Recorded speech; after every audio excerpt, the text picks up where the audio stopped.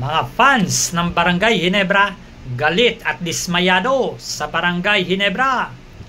At Junmar Fajardo, masyado nang nabibigyan ng VIP treatment. Pero bago mabalitang yan, hihingi po muna ako sa inyo ng isang like and subscribe para po suporta sa aking YouTube channel, Ronda Toda. Nung nakaraang laban ng Barangay Ginebra at San Miguel Beer sa kanilang Game 4 ng semifinal round, ay kitang-kita na talagang walang gana maglaro ang mga player ng Barangay Ginebra. At ang masaklap pa nito, yung mga foul ay hindi na kino-contest ng coaching staff ng Barangay Ginebra. Hinahayaan na lang ng Coach Tim Cone. Kagaya ng foul kay Maverick Amisi, na siya ang tinawagan ng foul imbis na si Stephen Holt. Kaya talagang nakapagtaka, bakit hindi kino-contest at hinayaan lang ni Coach Tim Cone yung mga bad call na yon. Kaya lalong lumobo ang lamang ng San Miguel Beer at umabot pa sa 20 points yung kalamangan. Pagtungtong ng 4th quarter ay naibaba ng Barangay Ginebra ang kalamangan sa 16 points. Pero ang nakapagtataka nito, pagpasok ng 4th quarter ay puro bench player yung pinasok ni Coach Tim Cone. Si Jamie Malonzo nga lang ang natira na starting 5 ng Barangay Ginebra na naiwan sa 4th quarter.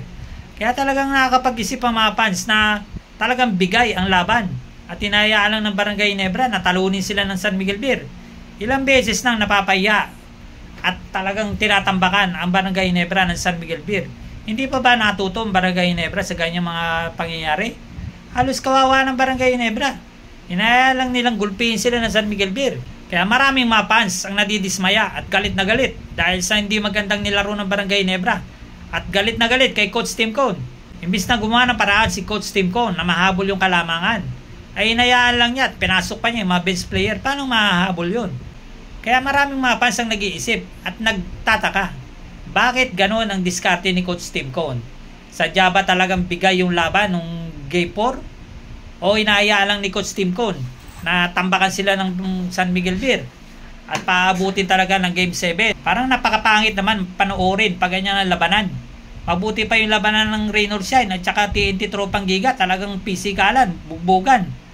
Talagang hindi nila hinayaan na matalo sila. Kahit na tambak ang Rain or Shine, ay pinipilit pa rin lang mahabol. Pero kabaligtaran ng Barangay Ginebra, alam na nga nilang tambak at nahahabol ng konti yung lamang. Ay papasok pa yung puro bench player. Paano lang sila makakahabol ng ganong laban? Pa tayo sa isa pa nating balita. Sa mga nakaraang laban ng San Miguel Beer at Barangay Ginebra, at talaga mapapansin talaga, puro bad call yung tinatawag ng referee. Napakanipis ang tawag. Kapag nakay Junmar Fajardo yung bola, konting dikit lang, foul agad.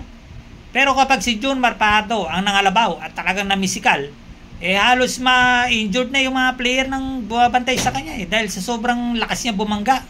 Kinakawawa lang niya yung mga defender niya.